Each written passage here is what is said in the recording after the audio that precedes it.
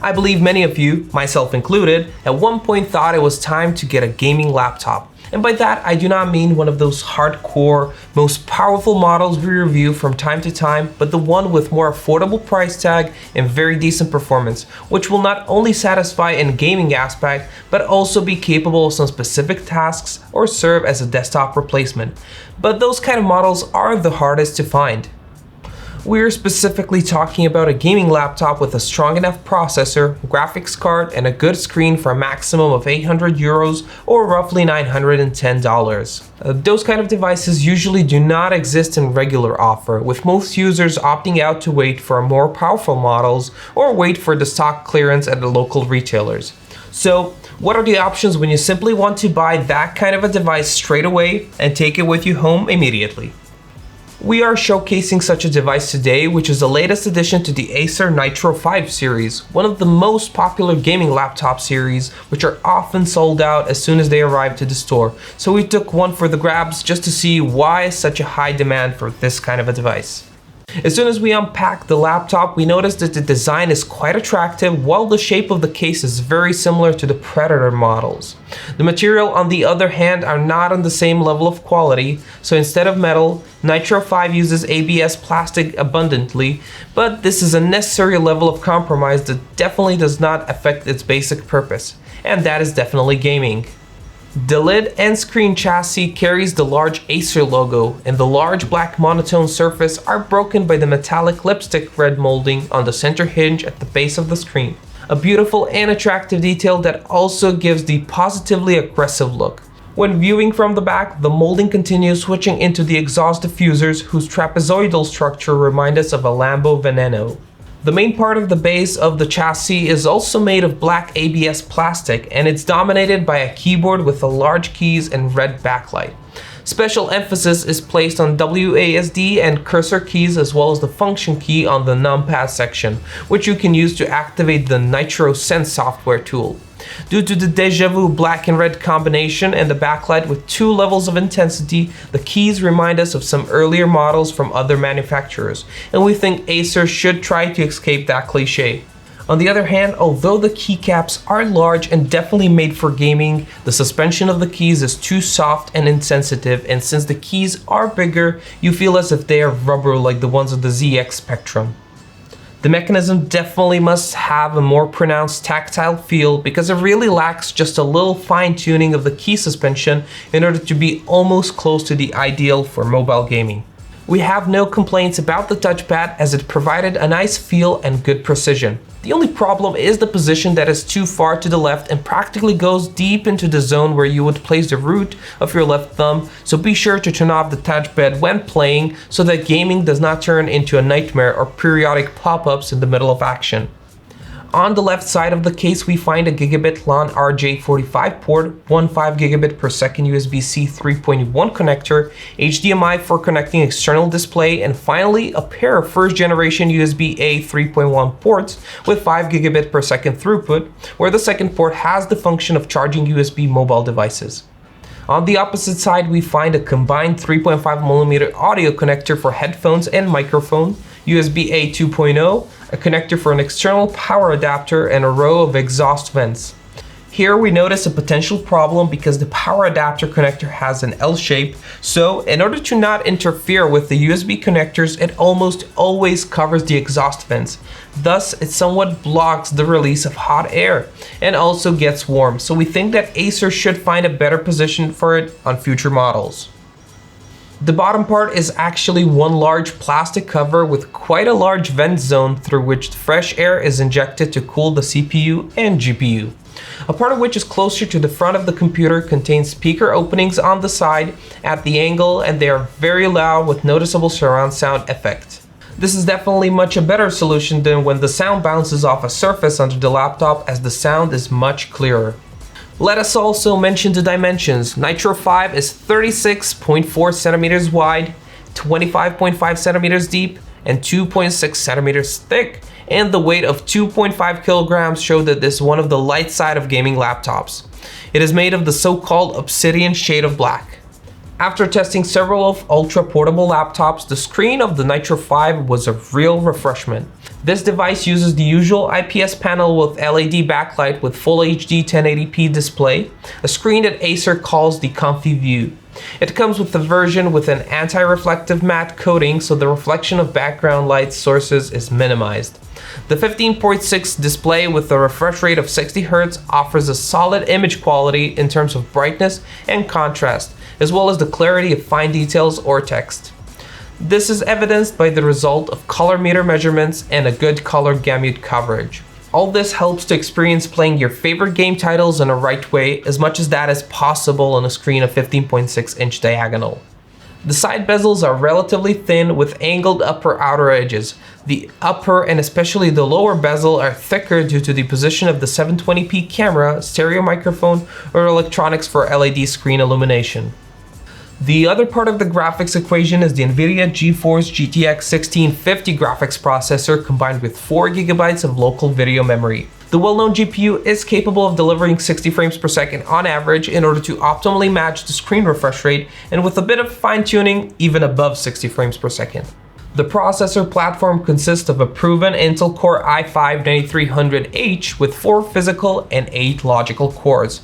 The processor operates in frequency range from 2.6 GHz to a maximum of 4.1 GHz. It is accompanied by 8 GB of RAM at 2666 MHz in the form of a single SO-DIMM module. As you can guess, the system memory is configured in a single channel mode, which is the first compromise made to keep the price down. It will cost you on average about 10% of performance in real use and gaming. That's an average of 6 or 7 frames per second, which may not sound like much, but if you know that this gaming laptop is configured to achieve the average of 60 frames per second, it is clear that the difference can be important for a good feel in games. Our best advice would be to buy another 8GB SO-DIMM, which today costs around $30 to $35 and is really not much considering the potential gain. When we talk about system memory, we have to mention that it's not worth spending extra money on faster SO-DIMMs if you have the extra acceleration in mind. Namely, the BIOS of this Nitro 5 model does not support XMP profiles, so no matter what frequency our SO-DIMM module supports, it will always run at 2666 MHz. It is worth mentioning that this is a trend that we have noticed on the last few tested models. Intel Extreme Utility software will also not help because it simply does not get XMP support from the motherboard's BIOS. Another serious compromise concerns the capacity of the built-in storage device. It is an M.2 NVMe SSD with a capacity of only 250 GB, which is absolutely not enough nowadays, especially for a gaming computer. It is sufficient to install Windows 10 OS, browser, Microsoft Office, a couple of smaller application tools, and 1 or 2 games, so the disk will be almost full. Well, let's just say installing Fortnite requires 100 GB of free space while downloading and unpacking the necessary file archive. However, things are not that bad because Acer, obviously aware of the needs of this kind of group of users, offered 2 additional slots to install one M.2 SSD device plus another standard position for 2.5-inch SATA HDD or SSD device, and supplied you with a combined power adapter and SATA interface, and for this we honestly have to praise Acer. So even though it's a good price compromise, you have the option of installing additional storage memory like on classic motherboards and desktop PCs, a detail that goes very well with the Nitro 5. A few more things are worth a praise. First of all, the extreme fast 6th generation Wi-Fi wireless network connection based on the 802.11ax standard, which in practice works super fast with most mainstream AC routers, providing above average fast connection and large data transfer, which is very important with ultra popular online battle royale gaming titles. The other thing is surprisingly good and loud stereo sound, which honestly has more use for watching movies than playing video games. And we come to the most important thing, how this Acer Nitro 5 behaves in everyday use and gaming. To simply put it, it proves to be really great. Acer definitely has experience with computers like this and did not disappoint this time either. In terms of gaming, it is capable of extracting the average of 60 frames per second for a smooth animation and 1080p resolution. Even a little over that, which is very important because the screen does not support variable frame rate, so this minimal extra frame rate will come in handy to keep us at the screen refresh at all times and avoid some of the unwanted side effects. That is why it is important to add the other SODIMM RAM module to the system and additionally tweak the level of graphic detail that will result in optimally adjusted graphics in-game. In particular, Battlefield 5 in DX12 mode and high details pushed 55 frames per second, Fortnite in DX11 mode and epic details delivers 63 frames per second, but as you can see in our gameplay on medium details and 100 3D rendering resolution delivers way over 100 FPS. Properly tuned Valorant with lower graphic details but still nice looking also delivers about 150 to 190 frames per second, while CSGO stopped at an average of 200 FPS, which altogether is not bad for a mainstream gaming laptop. In Apex Legends with high details, this game reaches an average frame rate of 68 frames per second in single and 73 FPS in dual channel memory mode. At low details that don't look so bad due to the smaller screen, this Battle Royale title delivers between 80 FPS in outdoor scenes to an average of 100 and even 125 FPS in indoor action scenes in tunnels and buildings.